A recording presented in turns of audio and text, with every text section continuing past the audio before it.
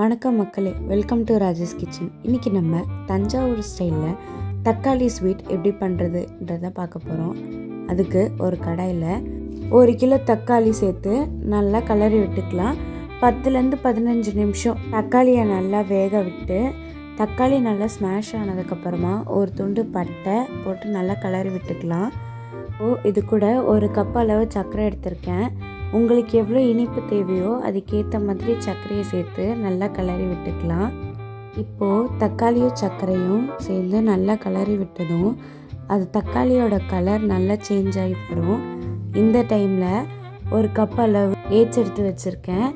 இதில் இருக்கிற விதையை மட்டும் எடுத்துட்டு நம்ம இது கூட சேர்த்து கிளறி விட்டுக்கலாம். 10 நிமிஷம் டேட்ஸ் நல்லா வதங்கினதும் ஸ்வீட்டை வந்துட்டு இன்னும் அதிகப்படுத்த ஒரு பிஞ்சு சால்ட் எடுத்திருக்கேன். இதை சேர்த்து நல்லா கிளறி விட்டுக்கலாம். இப்போது இது கூட 1 டீஸ்பூன் அளவு ஏலக்காய் பவுடர் எடுத்திருக்கேன். இதையும் சேர்த்து நல்லா கிளறி விட்டுக்கலாம்.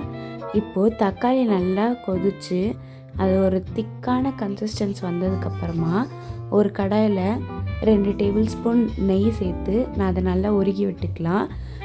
நெய் நல்லா உருகினதுக்கப்புறமா இது கூட 1 கப் அளவு முந்திரி எடுத்திருக்கேன்.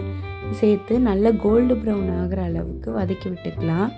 இப்போது இது நல்லா கோல்டு ப்ரௌன் ஆனதுக்கப்புறமா கேஸ் ஆஃப் பண்ணிவிட்டு இதை நம்ம செஞ்சு வச்சுருக்கிற தக்காளி கூட இது சேர்த்துக்கலாம்.